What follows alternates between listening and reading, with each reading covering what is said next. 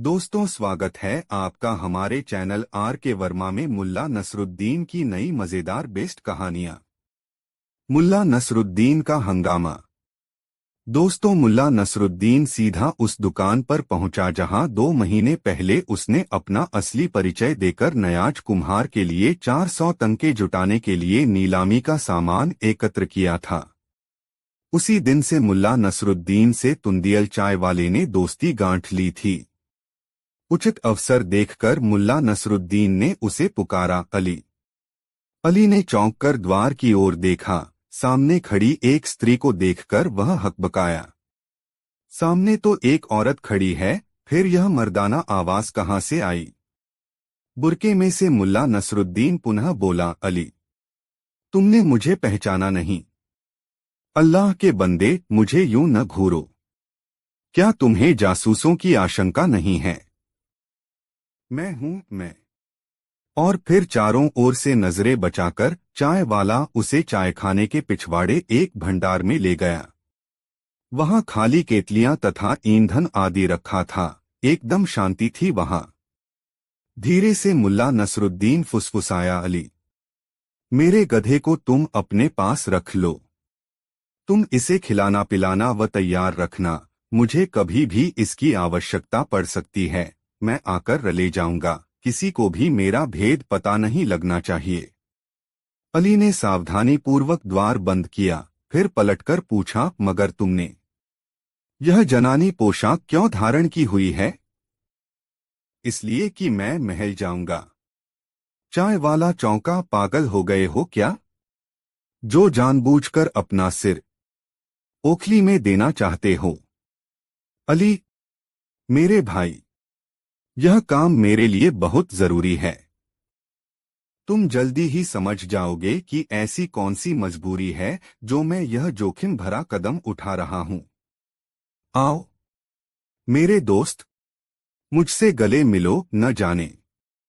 नहीं नहीं दोस्त, ऐसा मत कहो, चाय वाला बोला। तुम खुदा के नेक बंदे हो और जिस काम से भी वहां जा रहे हो उससे किसी का भला ही होगा। जो लोग दूसरों की भलाई के लिए जीते मरते हैं, अल्लाह उनका बाल भी बाका नहीं होने देता।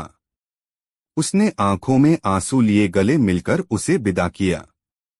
बाहर दुकान पर ग्राहक शोर मचाने लगे थे। उससे विदा लेकर मुल्ला नसरुद्दीन महल के द्वार पर पहुंचा और सिपाहियों के रोकने पर किसी बुढ़िया की भांति कांपती थर्राती जनानी आवाज में बोला, ऐ बहादुर सिपाहियों, मुझे हरम में जाने दो। मैं बहुत बढ़िया अंबर, मुश्क, गुलाब का इत्र वगैरह बेचने आई हूं। मैं मुनाफे में तुम्हें भी हिस्सा दूंगी। भाग जा बुढ़िया, भाग जा। एक सैनिक ने उसे झिड़का। बाजार में जाकर अपना सामान मान बेच। इस प्रकार अपने उद्देश्य में विफल होकर वह काफी गमगीन तथा उदास दिखाई दे रहा था। उसके पास समय बहुत कम था, क्योंकि दोपहर के बाद सूर्य धीरे धीरे डूब रहा था। उसने महल की चारदीवारी के चारों ओर चक्कर काटा, मगर एक छोटा सा छेद भी उसे किसी दीवार में न मिला। यहाँ तक कि नालियों पर भी इस्पात की जालियां लगी हुई थीं। मुल्ला नसरुद्दीन ने सोचा, मुझे महल में जाना ही होगा, इसके लिए चाहे मुझे कुछ भी क्यों न करना पड़े। यही संकल्प दोहराते हुए वह बाजार की ओर चल दिया। बाजार में एक तिराहे पर आकर वह इधर-उधर देखने लगा। चारों ओर चहल पहल थी। तभी एक आवाज उसके कानों में पड़ी, अभी अभी तुमने बताया था कि तुम्हारा शौहर तुम्हें बिल्कुल भी नहीं चाहता, वह तुम्हारे साथ हम बिस्तर भी नहीं होता और न ही तुमसे प्यार करता है। इस परेशानी का एक उपाय हो सकता है, लेकिन वह उपाय मुझे मुल्ला नसरुद्दीन से पूछना होगा। मुल्ला नसरुद्दीन इत्तफाक से आजकल यही है। तुम मुझे उसकी खबर दो कि वह कहाँ रह रहा है। वह और मैं मिलकर शीघ्र ही तुम्हारे शौहर को जल्दी ही ठीक रास्ते पर ले आएंगे। मुल्ला नसरुद्दीन ने इस आवाज के करीब जाकर देखा कि चेचकरू जासूस एक नमदे पर कुछ मनके बिखेरकर एक पुरानी सी किताब के पन्ने उलट रहा था। वह कह रहा था, ऐ औरत सुन, यदि तू मुल्ला नसरुद्दीन का पता न लगा सकी तो तेरा शौहर तुझसे हमेशा के लिए जुदा हो जाएगा और तुझ पर खुदा की लानत बरसेगी। मुल्ला नसरुद्दीन ने तय कर लिया कि इस नजूमी को सबक सिखाना पड़ेगा। वह नमदे के सामने बैठ गया और बोला, दूसरों के भाग्य का हाल बताने वाले ए नजूमी, मेरे भी भाग्य का हाल बता। यह कहकर उसने उसके मन के बिखेर दिए। नजूमी को गुस्सा आ गया। ए औरत, तुझ पर खुदा की मार है, मौत अपना काला साया तेरे सिर पर डाले हुए है। यदि तू मुल्ला नसरुद्दीन का पता लगा सके तो तुझ पर से मौत का साया हट सकता है। उसके चारों ओर भीड़ लग चुकी थी। अच्छी बात है, मुल्ला नसरुद्दीन बोला, मैं मुल्ला नसरुद्दीन को ले आऊंगी। यह सुनते ही नजूमी बना चेचकरू जासूस चौंका। अच्छा, तो तू उसे कब तक मेरे पास ला सकती है? यही है वो तो, तुम्हारी आंखों के सामने। जरा आंखें खोलकर देखो, कहाँ है यहाँ? वह पागलों की भांति इधर उधर देखने लगा, फिर बोला, मुझे तो कहीं नजर नहीं आ रहा। फिर नजूमी होने का नाटक क्यों कर रहे हो? क्या तुम ग्रहों की चाल देखकर अनुमान नहीं लगा सकते कि वह तुम्हारे पास ही है? लो देखो, ये रहा मुल्ला नसरुद्दीन, कहकर उसने अपना नकाब उलट दिया। बोल, मुझसे क्या पूछना चाहता है? तू झूठा है, अमीर का जासूस है, तू नजूमी नहीं है, बल्कि इन भोले भाले मासूम लोगों को धोखा दे रहा है। यह सुनते ही भीड़ उत्तेजित हो उठी। जासूस, अमीर का जासूस, गंदा कुत्ता, मारो साले को, किसी ने कहा। यह सुनते ही चेचकरू जासूस ने अपना नमदा लपेटा और पूरी ताकत लगाकर अमीर के महल की ओर दौड़ पड़ा। महल के मुख्य द्वार के पास एक सीलन युक्त कोठरी में ढेरों सिपाही अलसाए से बैठे थे। चेचकरू वहां पहुंचा और पागलों की भांति चिल्लाया, नसरुद्दीन, मुल्ला नसरुद्दीन। वह बाजार में औरत के वेश में घूम रहा है।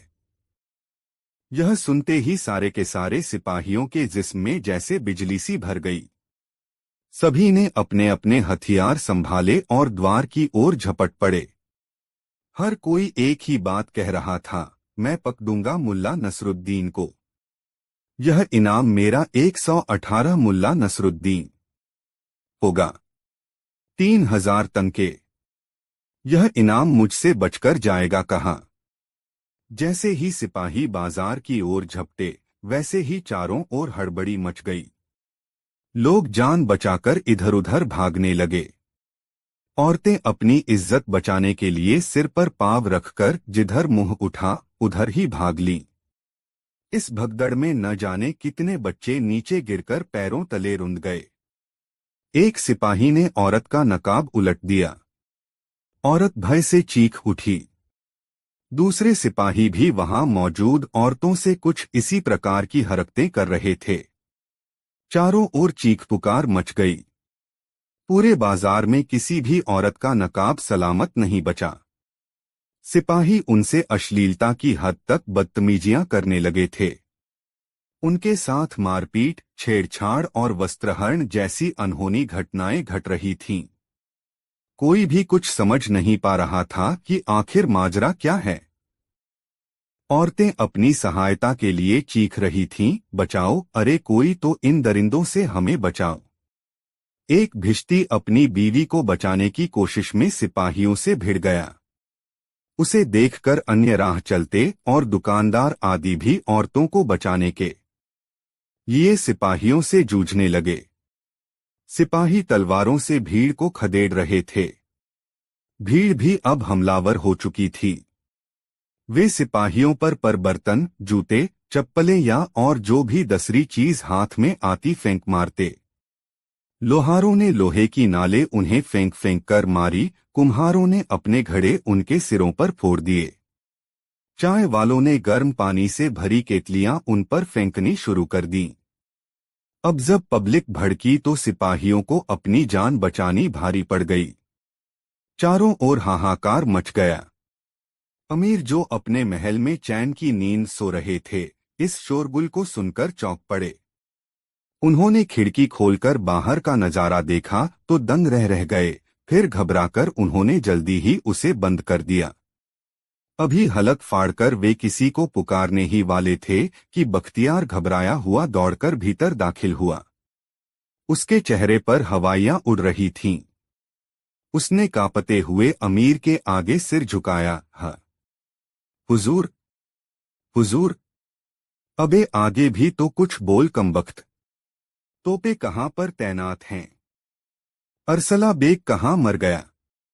अरसला बेग भी कांपता हुआ अमीर के सामने ने आ गया। वह घुटनों के बल जमीन पर गिर पड़ा और गिड़गिड़ाते हुए बोला, मेरे आका, मैं मैं आपका गुनहगार हूँ। मेरा सिर धड़ से जुदा करने का हुक्म जारी करें। कहते कहते वह रो ही पड़ा। अरसला बेग, अरसला बेग, धीरज से काम लो। अमीर उसके आंसुओं से प्रभावित होकर बोले, आखिर यह सब क्या हुआ? ए मेरे विद्वान आका, ए मेरे, इस प्रकार मिमियाना छोड़ो। खुलकर बताओ कि आपकी परेशानी और बदहवासी का क्या कारण है। बाजार में क्या हो रहा है? राज्य की हालत कैसी है? मुल्ला नसरुद्दीन, मेरे आका, वह औरत के वेश में घूम रहा है। यह सब उसी की करतूत है मेरे मालिक। मैं लाख कोशिश के बाद भी उसे पकड़ नहीं सका। मेरा सिर कलम करवा दीजिए, अरसला बेग ने पश्चाताप करते हुए कहा। यह सुनते ही अमीर ने अपना सिर थाम लिया। उसकी आंखों के सामने अंधकार सा छा गया और उसे ऐसा लगा मानो वह गम की गहरी खाई में डूबता चला गया हो। दोस्तों, यह वीडियो अपने मित्रों को जरूर शेयर करें। दोस्तों, मुल्ला नसरुद्दीन के लिए एक एक क्षण बड़ा ही कीमती था। उसने बाजार में अधिक देर घूमना मुनासिब न समझा और सिपाहियों की अक्ल ठिकाने लगाता हुआ अली के चायखाने पर आ पहुंचा। अपना भेद खुलते ही उसने चायखाने पर आकर अपना लिबास बदल लिया और फिर बाजार में चला गया, जहां आग में घी डालकर वह वापस आया।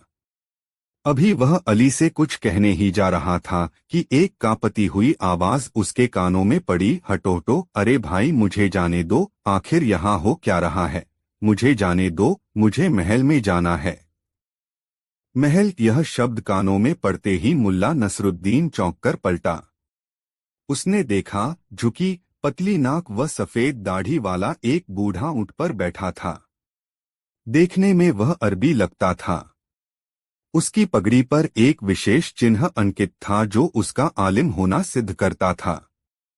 वहां मची मारकाट और दंगे फसाद से भयभीत होकर वह ऊंट के कुबड़ से चिपट गया था और एक आदमी उसे पकड़कर ऊंट से नीचे घसीटने की चेष्टा कर रहा था।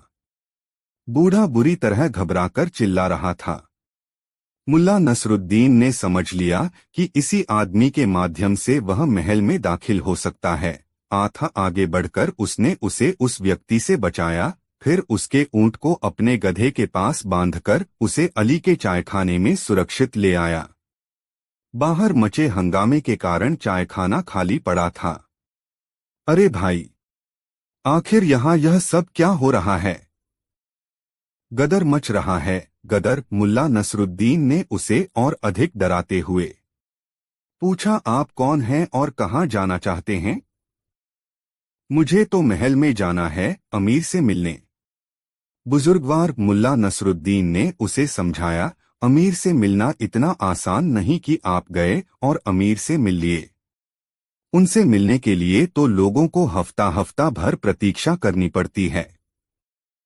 महल में मेरा इंतजार हो रहा होगा। अच्छा, व्यंग्य से मुस्कराया मुल्ला नसरुद्दीन। आप में क्या सुरखाब के पर लगे हैं मेरे बुजुर्गवार? आखिर आप चीज क्या है जो अमीर आपका इंतजार कर रहे होंगे? मुल्ला नसरुद्दीन की बात सुनकर बूढ़ा चिढ़ गया। फिर एकाएक ही गरूर भरे लहजे में बोला, तुम्हें यह बात मालूम होनी चाहिए कि मैं एक प्रसिद्ध आलिम, ज्योतिषी और हकीम हूँ।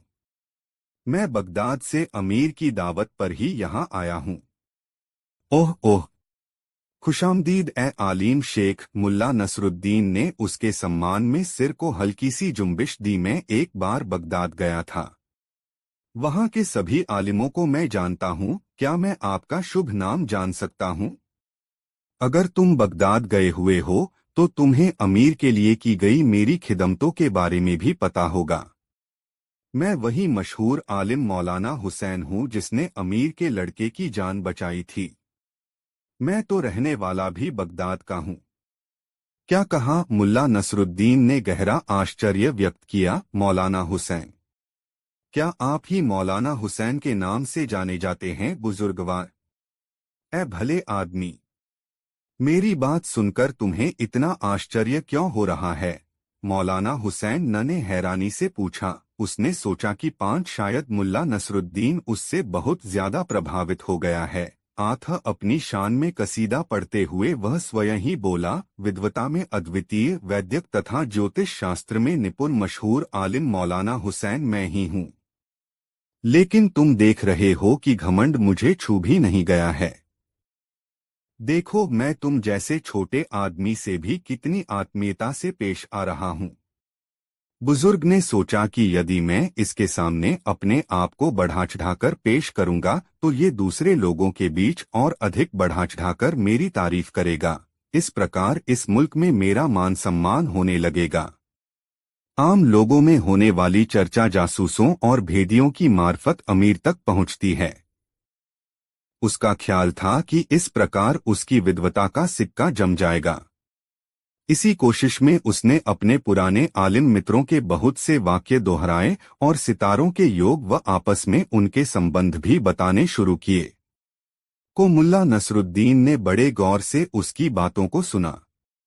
वह एक एक बात अपने दिमाग में बैठाता जा रहा था। बूढ़ा अपनी ही री में बोले जा रहा था। वह इस बात से पूरी तरह बेखबर था कि मुल्ला नसरुद्दीन के दिमाग में कुछ और ही खिचड़ी पक रही थी। मौलाना की सारी बातें बड़े सब्र से सुनने के बाद मुल्ला नसरुद्दीन बोला, नहीं, विश्वास नहीं होता कि आप ही मौलाना हुसैन हैं। अरे दोस्त, विश्वास करो। विश्वास करो कि मैं ही मौलाना हुसैन हूँ। अपने शब्दों पर जोर देते हुए बूढ़े आलिम ने कहा, इसमें आश्चर्य की क्या बात है? आखिर तुम विश्वास क्यों नहीं करते? मुल्ला नसरुद्दीन ने चेहरे पर ऐसे भाव पैदा किए मानो वह गहरी सोच में डूब गया हो। फिर एकाएक ही बोला, मेरे बुजुर्ग, लगता है आपकी शामत आने वाली है। अब आपको कोई नहीं बचा सकता। हे मेरे विद्वान आलिम, बुखारा में कदम रखने से पहले कम से कम अपने सितारे तो देख लिए होते। यह सुनते ही बूढ़े आलिम के हाथ से चाय का प्याला छूट गया। चाय का घंट हलक में जाकर ऐसा लगा कि उस पर खांसी का दौरा सा पड़ गया। पलक झपकते ही उसकी शेखी गायब हो गई। जैसे तैसे उसने अपने आप पर काबू पाया। फिर बोला, आप ऐसा क्यों कह रहे हैं भाई? आखिर बात क्या है? मुल्ला नसरुद्दीन ने बाजार की ओर इशारा करके कहा, क्या आपको मालूम नहीं कि यह सारी गड़बड़ी आपके ही कारण हुई है? मेरे कारण? मेरे कारण कैसे? क्या यह सच नहीं है कि आपने बगदाद से रवाना होने से पहले यहाँ खुल्लम खुल्ला यह ऐलान किया था कि आप अमीर के हरम तक पहुँच जाएंगे और उनकी बेगमों को छी यह कहते हुए भी शर्म आती है। हुसैन साहब, आपको ऐसी बात कहते हुए शर्म नहीं आई? यह सुनते ही बुजुर्ग का मुंह खुला का खुला रह गया। आंखें फटसी पड़ी और डर के मारे हिचकियां आने लगीं। वह कुछ कहना चाहता था मगर उसकी आवाज ने उसका साथ नहीं दिया। हकलाती सी आवाज में वह केवल मिमिया कर रह गया। जबकि लोहा गर्म जानकर नसरुद्दीन ने पुनः चोट की। आपने कसम खाई थी कि आप ऐसा करेंगे। अभी कुछ देर पहले मुनादी वाले यही ऐलान करके गए हैं कि आप जैसे ही बुखारा की सरहद में कदम रखें आपको पकड़कर फांसी दे दी जाए। इसी बात के जुनून में यहाँ के लोग हर छोटे बड़े देशी विदेशी आलिम के खून के प्यासे हो गए हैं। और क्या सैनिक, क्या नागरिक, सब आपको ढूंढते फिर रहे हैं।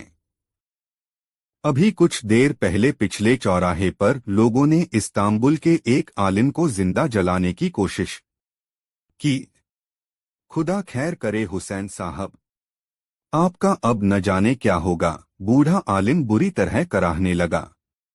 उसका दिमाग कुंद हो गया था और वह समझ नहीं पा रहा था कि उसके खिलाफ यह चाल किसने चली। और अब यदि लोगों को यह पता चल जाए कि आप यहाँ बैठे हैं तो लोग यहीं आकर आपकी तिक्का बोटी कर देंगे। आपकी तो बात क्या कहूँ, आपसे बात करने या यहाँ ठहराने के जुर्म में मुझे भी सरेआम फांसी पर लटका दिया जाएगा। मैं मैं बगदाद लौट जाऊंगा। बूढ़ा आलिम लगभग रो पड़ा। मुझे फौरन यहाँ से लौट जाना चाहिए, मगर आप यहाँ से बाहर नहीं निकल सकते। यदि किसी प्रकार आप फाटक तक पहुँच भी गए तो वहाँ सिपाही आपको पकड़ लेंगे। ए मेरे मेहरबान दोस्त, कसम खुदा पाक की, मैं बिल्कुल निर्दोष हूँ। ऐसी गुस्ताख बात मैं कभी कह ही नहीं सकता। हाय कमबख्ती, ये क्या मुसीबत आ गई। ए खुदा के नेक बंदे, वह मुल्ला नसरुद्दीन के सामने गिड़गिड़ाया। ऐसे कठिन वक्त में तू ही मेरी मदद कर। मैं मदद करूं? मैं कैसे मदद करूं? मुल्ला नसरुद्दीन ने आंख तरेरी। मुझे करना तो यह चाहिए कि अपने आका का सच्चा व वफादार सेवक होने के कारण आपको पकड़कर तुरंत सिपाहियों को सौंप दूं ताकि मुझ पर आपके साथ सांठगांठ करने का इल्जाम न लगे। बूढ़ा आलिम बुरी तरह रोने लगा। जब मुल्ला नसरुद्दीन को महसूस हो गया कि मामला पूरी तरह जम गया है, तब वह बोला, एक बात बताएं बुजुर्गवार। पूछो पूछो मेरे भाई। आप कहते हैं कि लोगों ने आपको बदनाम करने के उद्देश्य से ऐसा किया है और आप बिल्कुल निर्दोष हैं। हाँ भाई, हाँ, यही सच है। ठीक है, मुझे आपकी बात पर पूरा विश्वास है कि आपको इस साजिश में जानबूझकर फांसा जा रहा है, वरना इस उम्र में आपका किसी हरम से क्या देखभाल। बिल्कुल सही बात है, मगर अब कुछ ऐसा रास्ता तो बताओ मेरे भाई कि इस मुसीबत से मेरी जान छूटे। रुसा होकर बूढ़ा आलिम बोला, आप मेरे साथ आइए। नसरुद्दीन उसे पीछे वाले कक्ष में ले आया जिसमें ईंधन आदि रखा था। फिर जो जनाना कपड़े पहने हुए थे उनकी पोटली उसकी ओर बढ़ाकर बोला, ये कपड़े मैंने अपनी बीवी के लिए खरीदे हैं। यदि आप चाहें तो आपकी पोशाक व साफे आदि से मैं इन्हें बदल सकता हूं। जनाने कपड़े पहनकर व नकाब से चेहरा ढककर आप सिपाहियों व जासूसों की नजरों से बच सकते हैं। और हाँ, अपने ये पोथी पत्रे भी यहीं छोड़ जाना, वरना इनसे भी आपकी शिनाख्त हो सकती है। हाँ हाँ, यही ठीक रहेगा। बूढ़ा तुरंत अपने कपड़े उतारने लगा। उसने जनाने कपड़े पहन लिए और जब वह पूरे कपड़े पहनकर तैयार हो गया तो नसरुद्दीन उसे बाहर ले आया और उसे ऊंट पर बैठाकर बोला, खुदा हाफिज है आलिम।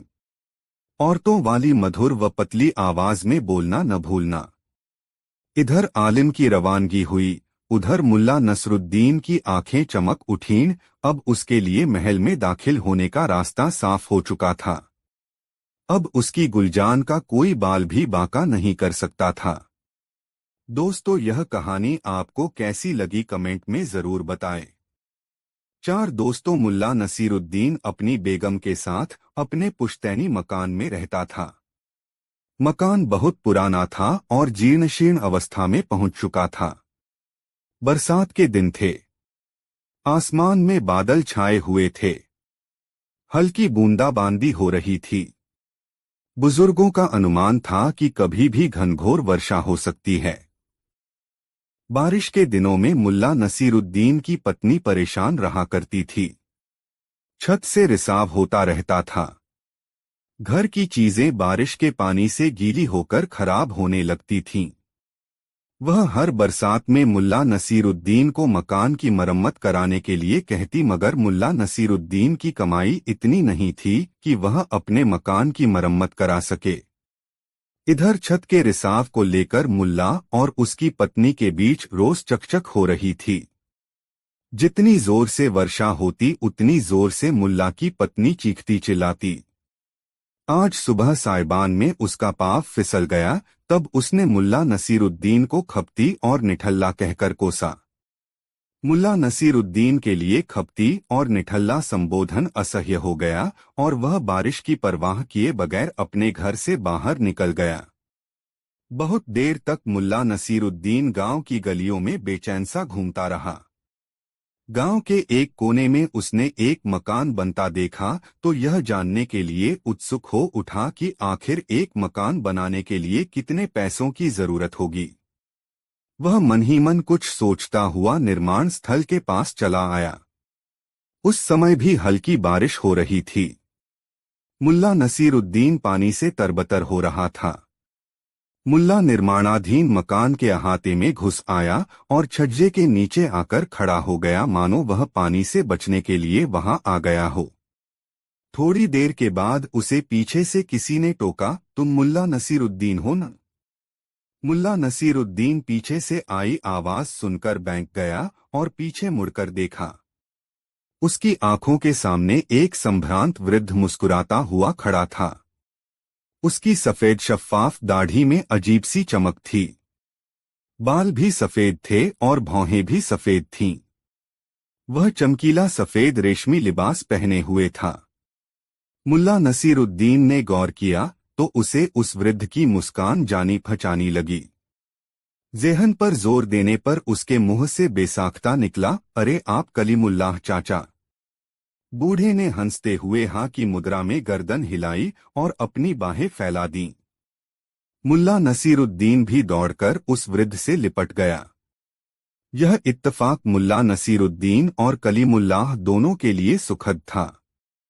कलीमुल्लाह उसके पिता के मित्र थे। जिस साल उसके पिता का निधन हुआ था उसी साल कलीमुल्लाह अपने बेटे के पास अरब चले गए थे। उनका इकलौता बेटा अरब में जाकर बस गया था और वहीं लकड़ियों के कारोबार में लगा हुआ था। कलीमुल्लाह के साथ उनकी बेगम भी अरब चली गई थीं। इस गांव में उनकी इफरात संपत्ति लावारिश पड़ी थी। 3 साल पहले कहीं से मुल्ला नसीरुद्दीन को खबर मिली कि कलीमुल्लाह चाचा की बेगम का निधन हो गया है। उस दिन वह बहुत उदास हो गया था। वह कलीमुल्लाह साहब की बेगम को चाची जान कहा करता था। वे उसको बहुत प्यार करती थी। अपने बेटे और उसमें वे कोई फर्क नहीं करती थीं। लेकिन कलीमुल्लाह चाचा कब आए और यहाँ क्या कर रहे हैं, इसके बारे में वह कुछ नहीं जानता था। कलीमुल्लाह उसे बाहों के घेरे में लिए उसका ललाट चूम रहे थे। अपनी तलहथियों में उसके चेहरे को समोकर कलीमुल्लाह ने कहा, खुदा का लाख लाख शुक्र है बेटे कि उसने तुम्हें मेरे पास भेज दिया। तुमसे मुलाकात करने की ख्वाहिश थी मगर आते ही अपने 3 मकानों को दुरुस्त कराने में लग गया। रहने वाला कोई नहीं, मगर क्या करूं, बाप दादाओं की अर्जित संपत्ति को बर्बाद होता भी तो नहीं देख सकता। और यह काम ऐसा है कि अपनी नजर के सामने कराई जाए तो उसकी बात ही कुछ और होती है। अब इसी मकान को देखो, 3 महीने में बनकर तैयार हो गया। बस रंगरोगन का काम बचा है। आज बारिश नहीं हो रही होती तो आज ही रंगरोगन का काम हो जाता। एक साथ 25-30 मजदूर खट रहे हैं। सारी सामग्री मौजूद है। अब जिस दिन बारिश थमेगी उस दिन यह काम भी पूरा हो जाएगा। मैं रहूंगा तो वहीं अपनी पुरानी हवेली में। यह मकान खाली पड़ा रहेगा। कभी कोई आगंतुक आ गया तो उसे यहाँ ठहरा दिया करूंगा। कलीमुल्लाह बोल रहे थे। मुल्ला नसीरुद्दीन उनकी बाहों में लिपटा उनकी बातें सुन रहा था। उसे अपने अब्बू की याद आ रही थी। तभी कलीमुल्लाह ने पूछा, अच्छा बेटे मुझे बताओ, तुम यहाँ क्या कर रहे थे? कुछ परेशान से भी दिख रहे हो। बताओ क्या बात है? मुल्ला नसीरुद्दीन ने मासूमियत से अपनी बेगम की नाराजगी और पुश्तैनी मकान की बदहाली का जिक्र करते हुए कहा, जब बेगम का बोलना बंद नहीं हुआ तब सुकून के लिए मैं खुद निकल गया और बेख्याली में चलता रहा। जब इस नए मकान पर मेरी नजर पड़ी तो मैं यहाँ के मिस्त्री से यह जानने के ख्याल से अहाते में आ गया कि एक साधारण मकान बनाने में कितना खर्चा आएगा। कलीमुल्लाह हैरत से मुल्ला नसीरुद्दीन को देखने लगे। कितना मासूम और ईमानदार शख्स है। इस जमाने में ऐसे भी शख्स हो सकते हैं, इसका ख्याल तो कभी तसव्वुर में भी नहीं आया। उन्होंने मुल्ला नसीरुद्दीन से कहा, बेटा, तुम्हें खुदा ने मेरे पास भेजा है। तुम्हारे आने से पहले मैं यही सोच रहा था कि इस घर में रहेगा कौन। बेटा अरब में बस गया है। इसी साल मैं 88 वर्ष का हुआ हूं। पकी हड्डी है, न जाने कब टपक जाए। तू इस मकान की चाबी अपने साथ लेता जा और अपना सामान लाकर यहाँ रहना शुरू कर दे। मैं जब तक यहाँ हूँ तुम्हारे पास आता जाता रहूंगा। मुल्ला नसीरुद्दीन ने जब आनाकानी शुरू की तो कलीमुल्लाह ने उसे डांट दिया। इस डॉट में अपनापन था, प्यार था, लगाव था। इसके बाद मुल्ला नसीरुद्दीन ने कुछ भी नहीं कहा, बस चाबी ले ली। कलीमुल्लाह ने उसकी पीठ थपथपाते हुए कहा, बेटा, मैं किसी भी सूरत में मकान के भीतरी भाग में आज ही रंगरोगन करवा दूंगा। बाहरी भाग के लिए बस हमें बारिश रुकने का इंतजार करना होगा। तुम जिस वक्त चाहो अपना सामान लाकर यहाँ रहना शुरू कर दो। मुल्ला नसीरुद्दीन खुशी खुशी अपने घर गया। बेगम गुस्से में बिस्तर पर पड़ी थी। उसे गीले कपड़ों में देखकर चिढ़कर बोली, कर आए मटर गश्ती। यहाँ एक मुफ्त की लौंडी पड़ी हूँ मैं, तुम कपड़े चिथाड़ कर लाओ और मैं उनकी सफाई करती रहूं। मुल्ला नसीरुद्दीन ने बेगम की बात का जवाब नहीं दिया। अपने कपड़े उतारकर उन्हें खुद खंगाल कर अलगनी पर फैला आया। तहमद लपेटकर कमरे में बेतरतीब पड़े कपड़ों को तरतीब देकर उसकी गठरियां बनाने लगा। मुल्ला नसीरुद्दीन की इन हरकतों को उसकी बेगम कुछ देर तो हैरत से देखती रही, फिर उसके सब्र का बांध टूट गया। उसने रुआसे स्वर में पूछा, आखिर तुम कर क्या रहे हो? मुल्ला नसीरुद्दीन ने बहुत शांत लहजे में कहा, अपने नए घर में जाने की तैयारी। अपना नया घर? हैरत में पड़ी बेगम ने मुल्ला से पूछा, मानो उसने जो सुना हो उस पर उसे विश्वास नहीं हो रहा हो। हाँ बेगम, अपना नया घर? इस बार मुल्ला नसीरुद्दीन की आवाज में शोखी थी। उसने कलीमुल्लाह चाचा से मुलाकात का सारा वाकया अपनी बेगम को कह सुनाया और अपनी जेब से मकान की चाबी निकालकर दिखाई। अब बेगम के पास संदेह करने का कोई कारण नहीं रहा। दोनों मियां बीवी लग गए घर का असबाब जुटाने में। पूरा दिन निकल गया, लेकिन घर का सारा सामान तरतीब के साथ सजा सवार कर बांध लिया गया। एक दो तश्तरियां बाहर रख ली गई भोजन करने के लिए। मुल्ला नसीरुद्दीन ने बरसों बाद अपनी बेगम के चेहरे पर आत्मविश्वास की चमक देखी। घर का सामान बांधने का काम जब पूरा हो गया तब बेगम ने मुल्ला नसीरुद्दीन से पूछा, वह घर कैसा है? कितना बड़ा है? मुल्ला नसीरुद्दीन ने हंसकर कहा, महल जैसा होता है वैसा है। चाचा ने हर कमरे में जरूरत के मुताबिक फर्नीचर भी लगवाए हैं। समझो कि अलग से कुछ भी नहीं लेना है। मैं तो उस घर को सजाकर रखूंगी, कल्पना में डूबती सी उसकी बेगम बोली। ठीक है, जैसे रखना है वैसे रखना, मगर अभी यह सोचो कि सामान तो हमने बांध लिया है। आखिर यह सामान जाएगा कैसे? मुल्ला नसीरुद्दीन ने पूछा। क्यों, सामान ले जाने में क्या दिक्कत है? बेगम ने पूछा। दिक्कत ही दिक्कत है बेगम। आखिर सामान ले जाने वाले को कुछ मजदूरी तो देनी पड़ेगी। जेब में तो एक धेला भी नहीं है। खैर, कल दिन साफ रहा, बारिश नहीं हुई तब बाजार में जाकर किसी से कुछ काम मांग लूंगा। और इसके बाद दोनों मियां बीवी भोजन करके सो गए। मध्य रात्रि के बाद कुछ खटपट की आवाज से मुल्ला नसीरुद्दीन की नींद खुल गई। उसने बिस्तर पर पड़े पड़े देखा कि 4-5 आदमी घर में बांधकर रखे गए सामानों के गट्ठरों को उठाकर बाहर ले गए और उसी सड़क पर जाने लगे जिसके अंत में कलीमुल्लाह चाचा का वह निर्माणाधीन मकान था। चोर इत्मीनान से सिर पर गट्ठर उठाए तेज गति से बढ़े जा रहे थे। कुछ देर के बाद वह निर्माणाधीन मकान आ गया। तब मुल्ला नसीरुद्दीन ने बुलंद आवाज में चोरों से कहा, हाँ तो भाइयों, अब ये गट्ठर बाईं तरफ वाले मकान में ले चलो। मुल्ला की आवाज सन्नाटे में गूंजी और चोर डर के मारे सड़क पर ही सामान पटककर वहां से भागने लगे। मुल्ला ने चीख कर कहा, अरे भागते क्यों हो? अपनी मजदूरी तो लेते जाओ। मगर चोर रुके नहीं, भागते ही रहे और मुल्ला की नजरों से ओझल हो गए। मुल्ला नसीरुद्दीन ने जेब से चाबी निकाली, घर का फाटक खोला और बारी बारी से सारे गट्ठर उठाकर घर में रखकर फिर मकान के फाटक पर ताला लगाया और अपने घर आ गया। सबेरा हो चला था। बेगम जग गई थी। मुल्ला को देखते ही उसने पूछा, कहाँ चले गए थे?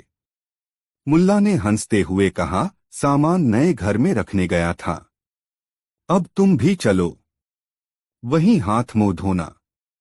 बेगम आश्चर्य से मुल्ला नसीरुद्दीन को देखे जा रही थी। दोस्तों, यह मजेदार कहानी आपको कैसी लगी कमेंट में जरूर बताएं और चैनल सब्सक्राइब करना ना भूले।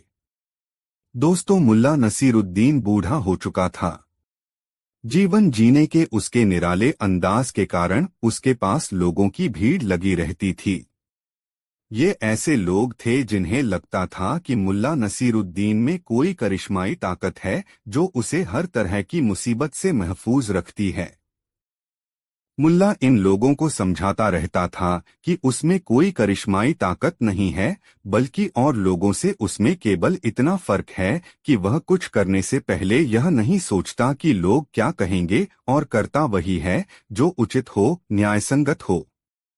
ये लोग जो उसके आसपास बने रहते थे, वे गर्व से कहा करते थे, हम मुल्ला नसीरुद्दीन के शिष्य हैं।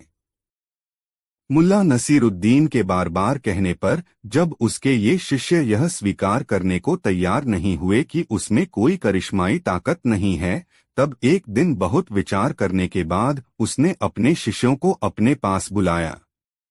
फिर एक शिष्य को निर्देश दिया, जाओ रहमत खान, मेरा गधा लेकर आओ। रहमत खान तुरंत गधा लेकर उपस्थित हुआ। मुल्ला नसीरुद्दीन गधे पर उल्टा बैठा, यानी गधे के दुम की तरफ अपना मुंह करके बैठा। मुल्ला नसीरुद्दीन को उसके एक शिष्य ने टोका, मुल्ला साहब, आप गधे पर उल्टा बैठे हैं। ऐसे बैठा देखकर लोग आपको क्या कहेंगे?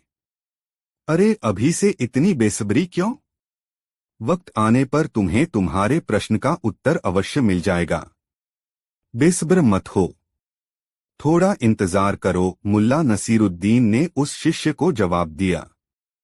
फिर मुल्ला ने अपने गधे को एड़ लगाई, गधा चल पड़ा, ठपट पटपाक, ठप टप टपाक। अब एक अजीब नजारा था गांव की सड़कों पर। गधे पर उल्टा बैठे मुल्ला और मुल्ला की ओर मुंह कर चलते उसके शिष्य। गधा गांव की हर गली से परिचित था, इसलिए वह हर उस राह से गुजरा जिससे प्रायः मुल्ला नसीरुद्दीन गुजारा करता था। जो भी इस नज़ारे को देखता, हंसे बिना नहीं रहता। मुल्ला के गधे के साथ अब मुल्ला के शिष्यों के अलावा गांव के लोग भी चलने लगे थे। धीरे धीरे उस हुजूम को देखकर ऐसा लगने लगा कि गांव में मुल्ला नसीरुद्दीन को गधे पर उल्टा बैठाकर उसका जुलूस निकाला गया है। जुलूस में शामिल लोग मुल्ला नसीरुद्दीन का मखौल उड़ाने लगे। ही हाहा का दौर शुरू हो गया। यह देखकर मुल्ला नसीरुद्दीन का एक शिष्य मुल्ला के पास पहुंच गया और मुल्ला से कहने लगा, जनाब, अब आप गधे पर सीधा बैठकर चलें। जुलूस में शामिल लोग आपका मजाक उड़ा रहे हैं। मुझसे सहन नहीं हो रहा है। सहन नहीं हो रहा है। क्यों? मैं तो मजे से अपने गधे पर बैठा हूँ, मुल्ला नसीरुद्दीन ने हंसते हुए अपने शिष्य से पूछा। शिष्य मौन रहा। तब मुल्ला ने उससे कहा, देखो, मैं तेरे जज्बात की कदर करता हूँ, मगर मैं यह सोचकर अपना इरादा कैसे बदल लूं कि लोग क्या कहते हैं या लोग क्या कहेंगे। अब देखो न, गधे पर मैं सीधा बैठकर चलूं तब भी तो जितने मुंह उतनी बातें होंगी। लोग कहेंगे, गुरु की ओर पीठ करके चल रहे हैं शिष्य सारे। जब तुम लोग गधे के आगे चलोगे और जब तुम लोग मेरे पीछे पीछे चलने लगो तो मैं उस सुख से वंचित हो जाऊंगा जो मुझे अभी मिल रहा है। मैं बस गधा पर उल्टा बैठने के कारण यह सुख प्राप्त कर पा रहा हूँ। मैं उल्टा बैठा हूँ और तुम लोग मेरे पीछे पीछे चल रहे हो, फिर भी मुझे तुम लोगों का चेहरा देखना नसीब हो रहा है। हंसता, खिलखिलाता, मस्ती भरा चेहरा। कितना आनंद है इस तरह तुम लोगों को देखने में, यह बताना भी आसान नहीं है।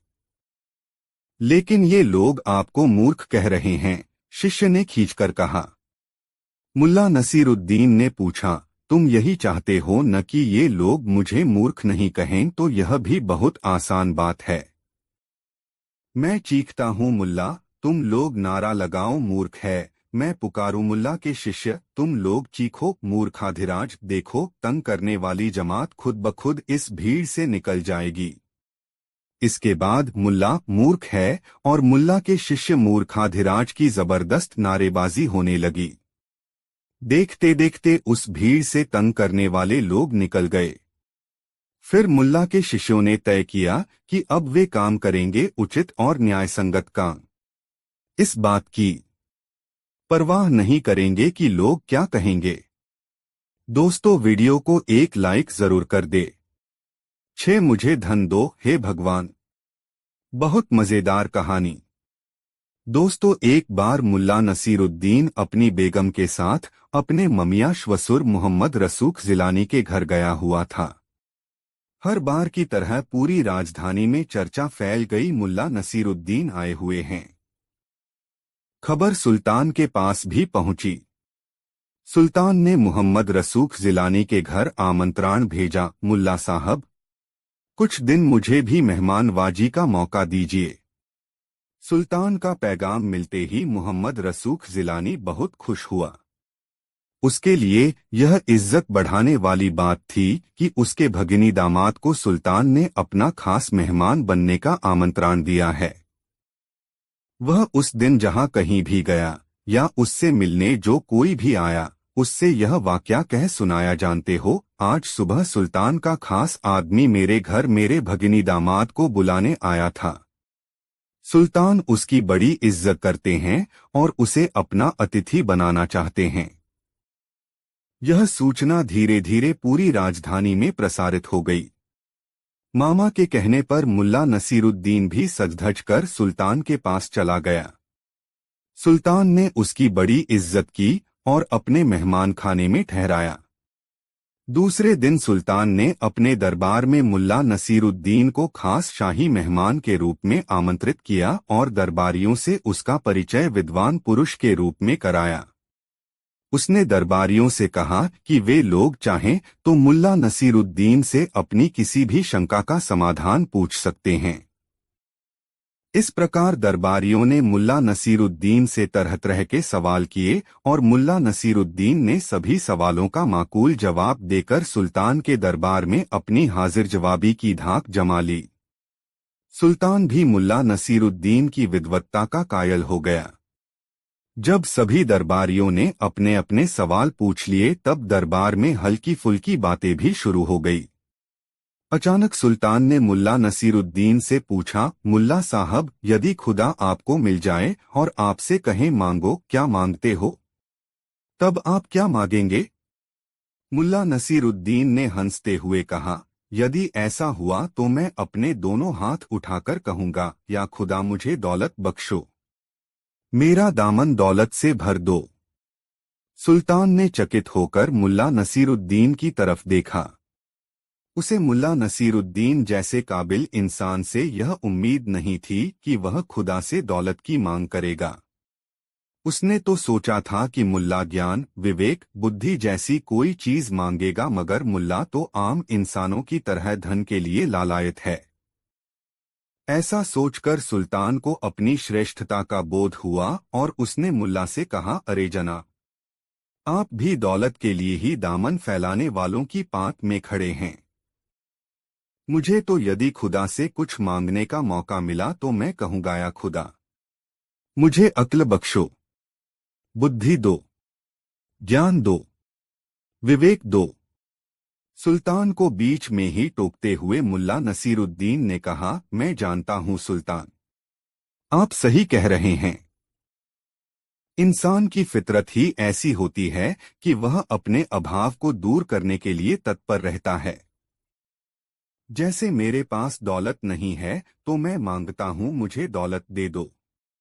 आप भी तो वही मांगेंगे न, जिस चीज की कमी आपको महसूस होती है। उसकी टिप्पणी सुनकर सुल्तान हक्का बक्का रह गया। दोस्तों, वीडियो को एक लाइक जरूर कर दे और यह कहानी आपको कैसी लगी कमेंट में जरूर बताएं। ऐसी और नई मजेदार कहानी सुनने के लिए हमारे चैनल आर के वर्मा को सब्सक्राइब जरूर कर ले और यह वीडियो अपने मित्रों के साथ जरूर शेयर करें। वीडियो देखने के लिए बहुत बहुत धन्यवाद।